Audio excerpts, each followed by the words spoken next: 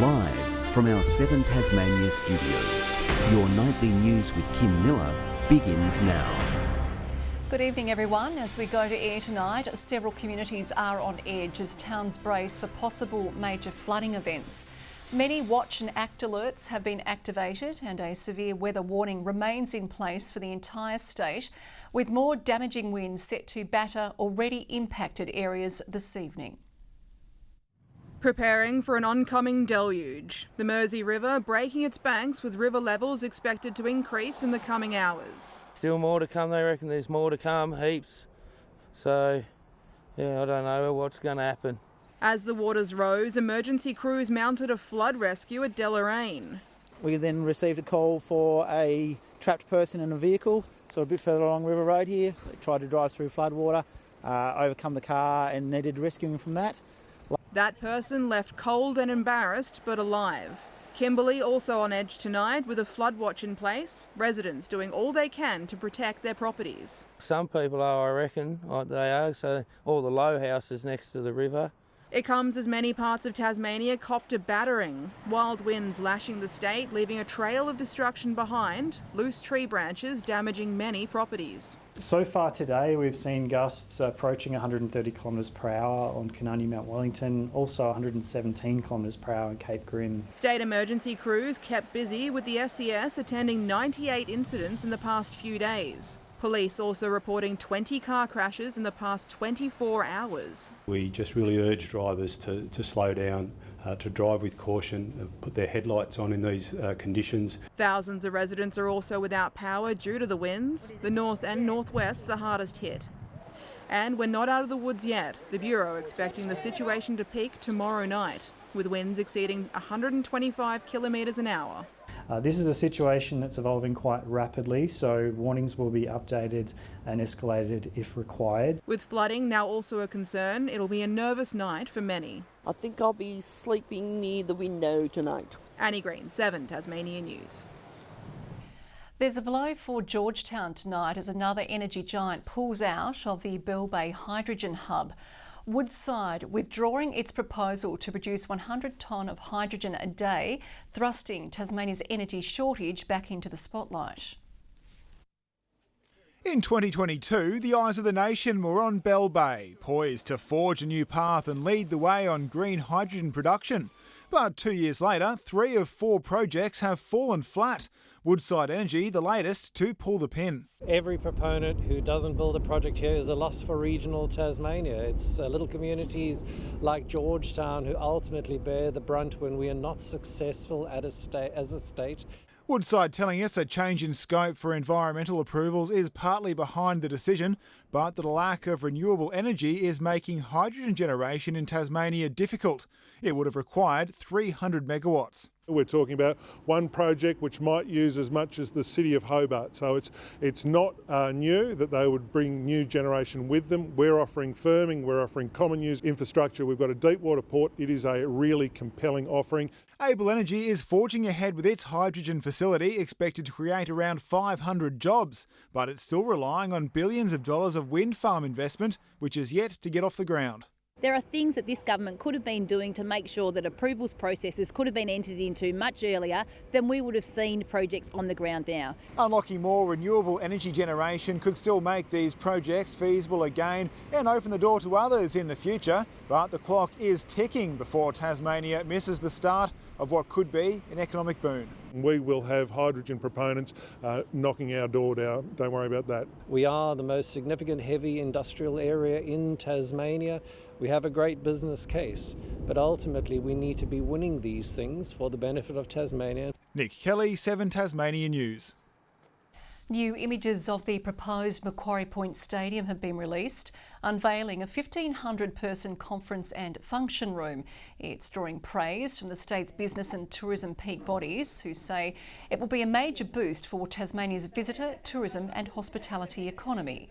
Business event delegates spend about $32 million in bars and restaurants every year in Tasmania. The stadium and the conference facility will lead to an increase in trade across the winter time, which that's our challenging period at the moment. Hobart's current single venue conferencing capacity is just 1,100. An independent investigation will be held into maternity services at the Royal Hobart Hospital. The government announcing the inquiry after concerns raised by the ANMF and past and current staff. Rostering practices and patient safety will be among the focus. The Nursing and Midwifery Union has welcomed the move. An iconic Tasmanian brand and servo staple is about to fall into interstate hands, with the owners of National Pies confirming they're selling the family business. A conditional agreement has been entered into with 4 and 20 pie owner Patty's Food Group, subject to approval by the competition watchdog. National Pies says provisions have been made for long-term production and employment in Tasmania should the sale go through. 2 Tasmanian organisations will benefit from a federal government cash boost aimed at helping disadvantaged communities. Youth Service Colony 47 and a local school food program are among those who have secured crucial funding. Grade 9 student Brianna Hayes dreams of becoming a chef. For the past few years I've realised I really like to cook. The federal government is hoping to empower young Tasmanians like Brianna, as well as support disadvantaged people by committing $10 million in community program funding across the country. 34 organisations will share in money to expand their programs. This is part of the federal government's Strong and Resilient Community grants. The state's School Food Matters lunch program is one of 2 Tasmanian organisations set to benefit, receiving over $300,000 to boost education and social engagement and teach disadvantaged youth about food and cooking. We're really aiming at 12 to 18-year-olds and really creating visually and get them to experience those pathways into hospitality and agriculture. The funding also aims to break down barriers to employment, especially for communities in regional areas. Ensuring that young people, particularly, for example, rural and regional young people, get the same opportunities and pathways as others is really important. Giving the next generation every chance to succeed, making way for a prosperous future. Hoping to make other people happy with the food I cook. Rebecca Gaidaneris at 7 Tasmanian News.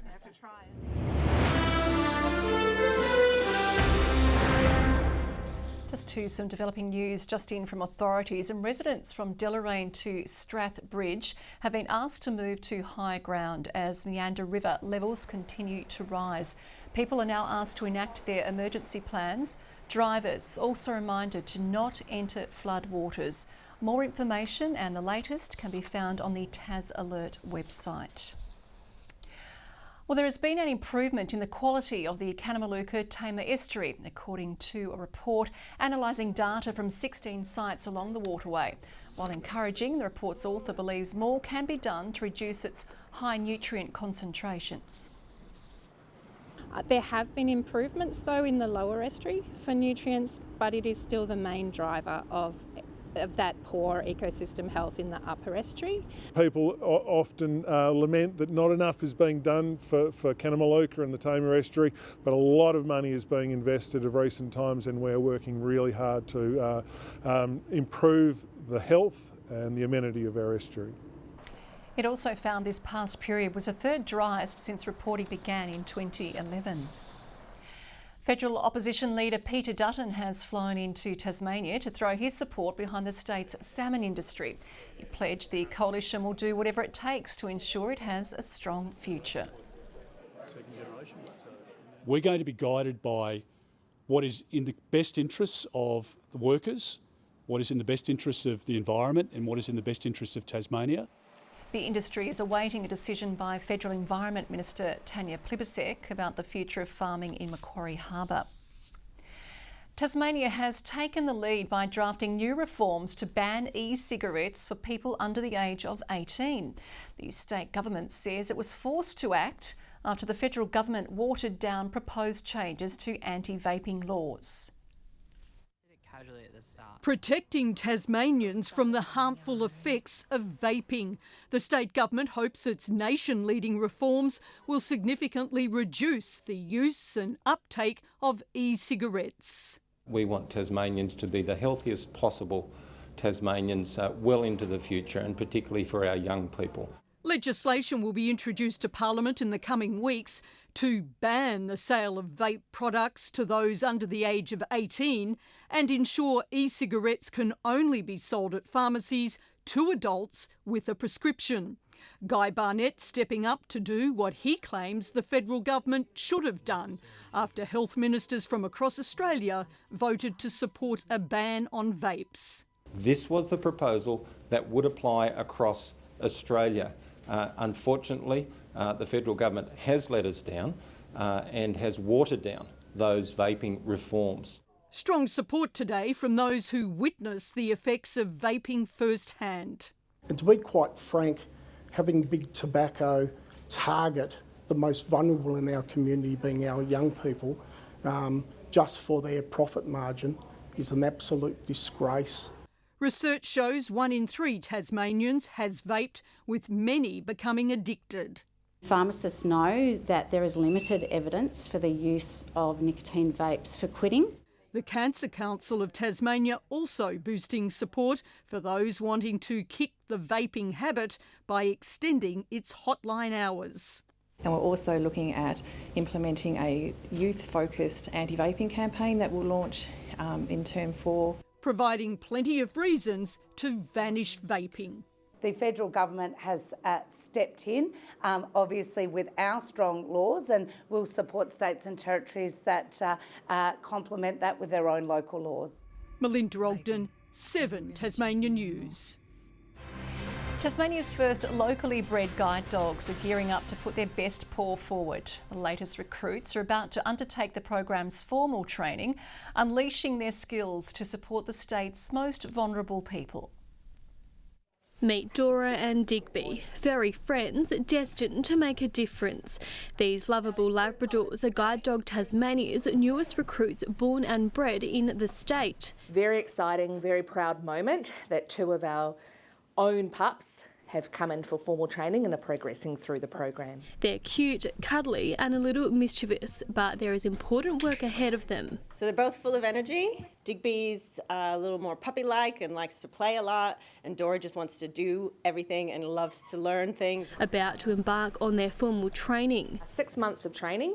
The initial assessment looks at their behaviour, their temperament, health testing, adaptability. Teaching them life-changing skills. They learn to stop at the curbs, they learn to avoid obstacles and keep their person safe. So there's a lot of different skills that they use. All of the basic obedience and stuff comes through puppy raising. After the pooches are put through their paces, they'll find their perfect match, allocated a profession to suit their personality and skills, from guide, facility and companion roles to autism assistance for Tasmania's most vulnerable residents. Look at all sorts of different things about the client, where they live, what their lifestyle's like, how active they are. The connection between the dogs and their clients a special one. They make the biggest difference in these people's lives. At just 14 weeks old, Timon here is following in the paw steps of Digby and Dora, the next pup to join the ranks in the program. Rebecca Gaidaneris, 7 Tasmania News.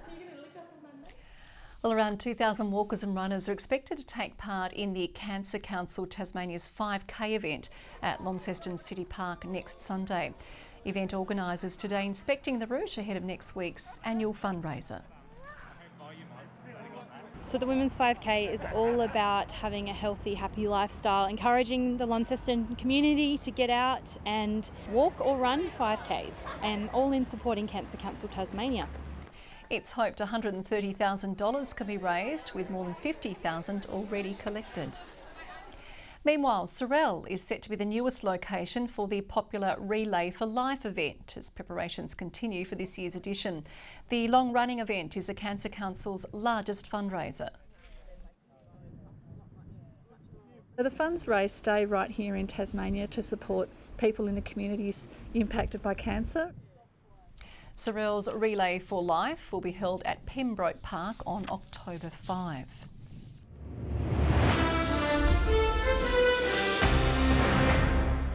While Huonville and Brighton play off for a direct ticket to the SFL decider, Cygnet and Lindisfarne battle to keep their finals run alive. The former have come out on top both times they've met so far this season.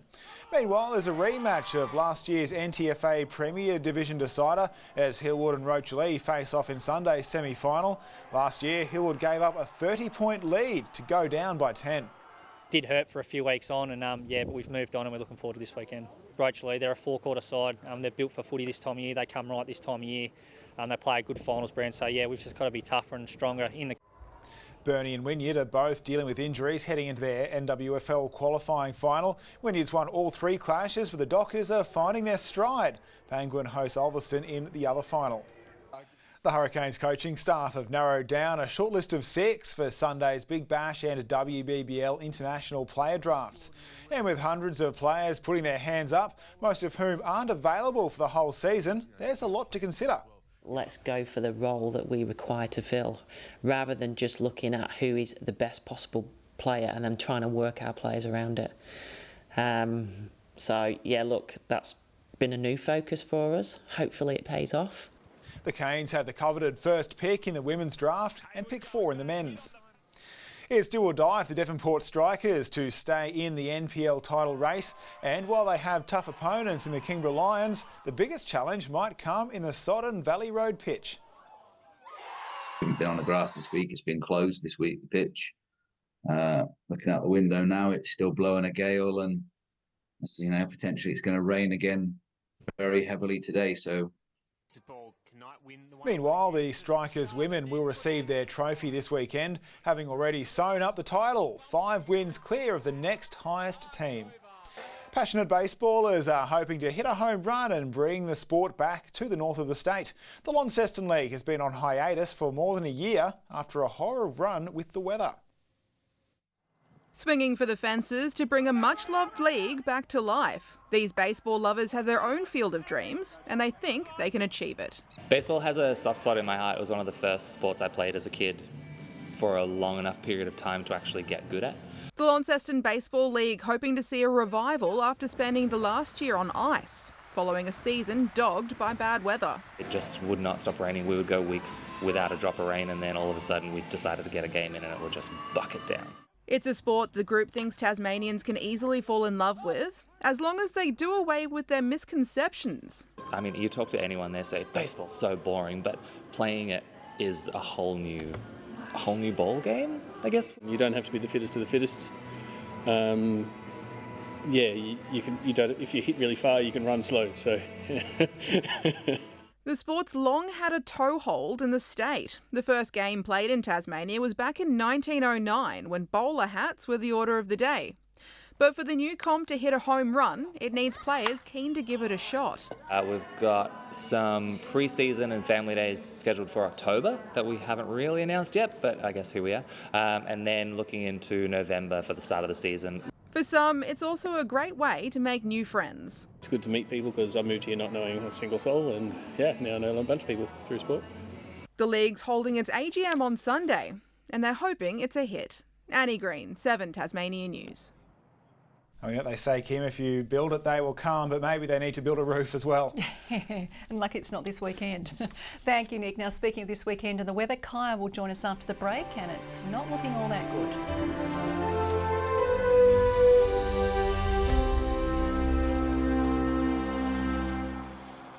Good evening. Hobart 14 today, 15 in Launceston, Devonport and Burnie. Friendly Beaches 16, we saw 15 on the islands, Smithton, St Helens and Maria Island. 14 for Low Head and Bushy Park, Grove and Strawn 13 and just 6 degrees in Lyowini. We experienced cloudy conditions about the west, bringing plenty of showers today. The frontal band that crossed Tasmania this morning is moving away towards the Tasman Sea.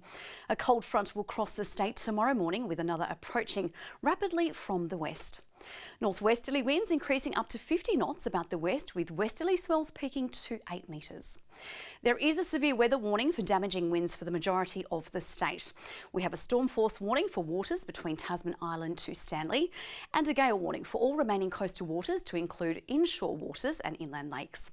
And a coastal hazard warning for damaging surf around the islands and some coastal areas about the north and west. We also have a moderate flood warning for the Mersey, Meander, Derwent, Styx and Tyana rivers. And finally, a warning to sheep graziers across many parts of the state. 13 in Hobart tomorrow with a high chance of showers, heavy falls in Maydena 9. Wet weather also for Oatlands 10's the top. Wet and windy conditions forecast for the north, Launceston and Devonport 13, and possible snow for Lyweni with 6 there. Much the same for the west, rain and wind on the way for Burnie and Strawn 13 and 14 the high for Marrawar. Showery across the east, 14 in St Helens and Swansea, soggy also in Orford with 13 degrees. Sunday, showers more frequent about the west and north. Possible thunderstorms likely about the west with snow falling to 800 metres in the south. Monday, more showers, although more frequent about the west. Those possible thunderstorms continue in the west also, with snow falling to as low as the 500 metre mark. And on Tuesday, showers about the west easing during the afternoon. You'll be happy to hear it will be fine elsewhere with conditions settling. Looking further north now with Adelaide and Perth, also with Melbourne experiencing showery conditions. Right now, Hobart mostly clear, 8 degrees, Launceston cloudy and also Devonport with 10. And the City of Hobart has announced tomorrow's Salamanca market has been cancelled due to the unexpected severe weather.